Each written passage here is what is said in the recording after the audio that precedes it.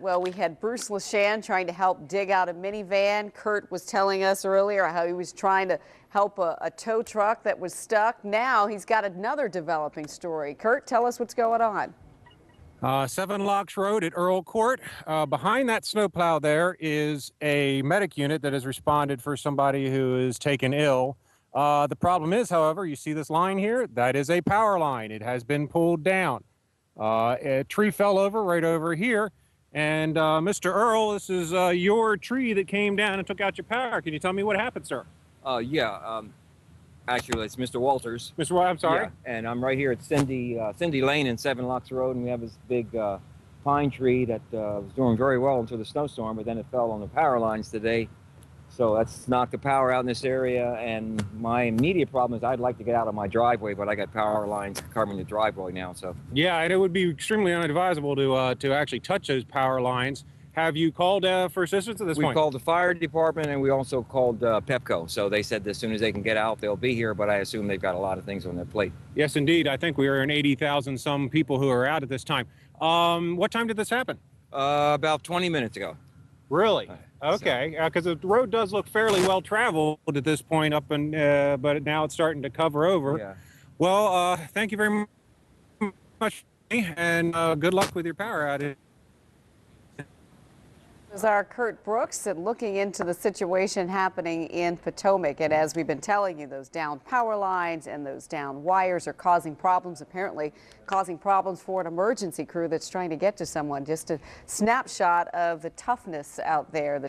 We want to head out to the Bethesda area where Kurt Brooks joins us now live via Skype. Kurt, last time we saw you, there was a problem with an emergency crew trying to get to somebody, but there was a down power line. What's going on now?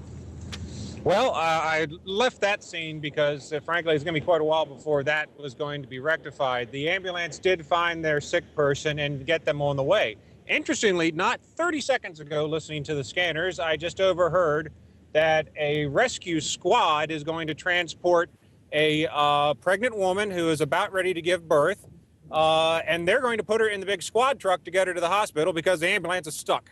And the ambulance will not be able to transport her to Suburban. So they're putting her in the big truck and they're going to take her to the hospital. It's situations like this. Right now I'm on northbound 270 and my scientific curiosity has been secured. I now know that a road grader does 8 miles an hour. This thing has been slowly moving its way up the main line of Route 270. The main line is plowed pretty darn well. I'd say 4 or 5 lanes wide. It's packed with snow, but it's plenty wide. But the problem is you're not going to be able to get over. If I wanted to get over onto Falls Road, every one of these little exits to get into the local lanes has been plowed shut. And I might be able to get a good running start to get through it, but even in my Suburban, I would have to question the value of it because this is probably a 5-foot tall wall of packed snow that I'm driving behind this big road grader. He's got 6-wheel drive, chains pushing him along. And he's doing a pretty nice job of getting this snow moved, although there's a big snowball I got to get it around. But in front of him, I was following one of the plow trains that was clearing the rest of the road. It's at this point, it's a lot of the plow trains are the contractors as opposed to the state highways guy. At this point, they had 6 trucks in a row. They were all contractors hired by the state to plow the road. And then there was a pickup truck, a state highways fellow coordinating it, driving behind him. They are well ahead of us on northbound 270 at this point, trying to keep the road clear. You'll see that vehicles are actually able to get by us at a pretty good clip on 270. Like I say, I'm just ambling along here at 8 miles an hour just to see what kind of good work this fellow can do. I've seen very few cars that have actually been stuck in the snow, but when they're stuck, they're stuck. And they're really hard to get them out. And that's really about all I got right now. I'm going to go ahead and continue listening to the scanners and see what kind of reports we're getting. The power lines down calls are coming in. Lots of minor medical calls. Fortunately, have not heard any calls for crashes, and I think that's just because nobody can go quick enough to have an accident of any significance in this weather. There's a call up in Frederick County right now for a possible house fire. I'll be curious to see how well they can respond to that because that's pretty far out there and the conditions are just quite horrible. So that's all I've got from here on northbound 270 at 8 miles an hour. Kurt Brooks, 9 News Now. Well, going slow is the best way to go if you've got to be out there. Kurt, thank you for that. 9 News Now photojournalist Kurt Brooks is live via Skype. He's been driving around Montgomery County where some downed trees have been causing problems. Kurt? Yep, this is a large branch off of a pine tree, and I want to make a note as I zoom in here to show you how large this branch is. It is on wires. Those appear to be telecommunications wires up there. The electric wires are across the street. But this is very typical, and most of the trees that are coming down at this point seem to be of our a pine tree nature, the stuff that's really not as strong as a hardwood that typically comes down and whatnot. So here on Old Georgetown Road, just shy of 495, you can see the sign for 495 in the distance, and a snowplow making his way out. That we have this branch here. We have a line of trees, and we have another branch that came down here as well. Fortunately, like I say, along here, these lines are telecommunications lines. They are not power lines. Across the street, if we walk over here to get a little better look at it, the power lines are fortunately not surrounded by too many trees or whatnot to give too much trouble there. Driving today has been difficult to say the least. I wanted to make a quick note to show that this is what we're driving here in order to be able to show you our pictures. This is our suburban live truck that I'm using to drive around in, and at a good 4+ tons and 4-wheel drive, even I get stuck and have had a little trouble getting around. So I have seen more snowplows stuck during this storm than I think I could have ever imagined before. So reporting out here along Old Georgetown Road to show that the tree limbs are coming down, I'm Kurt Brooks for 9 News Now. Now, very quickly, Kurt, you mentioned you've been seeing snowplows get stuck. I can't imagine it. Well, yes.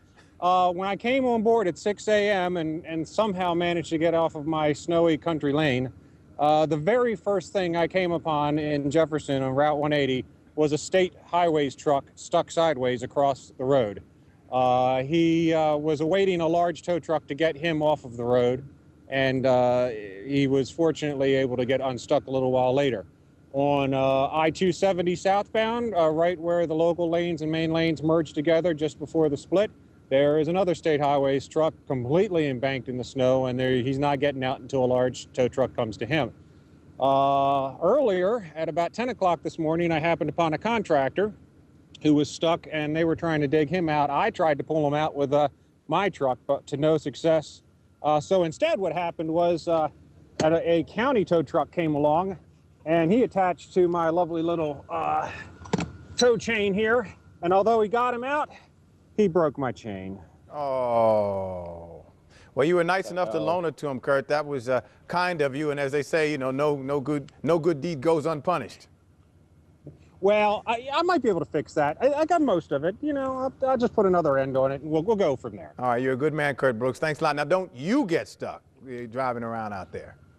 All right. No, I am very sure to stay on the pavement. I have tempted enough side roads today to learn better already. All right. Kurt Brooks, thank you so much. 9 News Now photojournalist Kurt Brooks is live via Skype in Montgomery County. You've been telling us about just how tough it's been. You saw some plows get stuck. Now you're saying a truck lost its wheel along Old Georgetown? Yep, I am exactly 2 blocks away from where we last spoke. I packed up, started to drive, and lo and behold, this poor fellow has sheared off his right rear wheel. I believe it's a contract truck. I don't believe it's a state of Maryland truck, but he's sitting here waiting for a tow to get him on home because he's done. That's some pretty serious damage. In this storm and in previous storms, I have heard where various trucks will lose their wheels, and this is just a demonstration of how much of a beating these poor trucks are taking. So this, once again, example of another snowplow taken out by the storm. And that's all I got from you here at Old Georgetown and Wingate Drive, just shy of Route 495.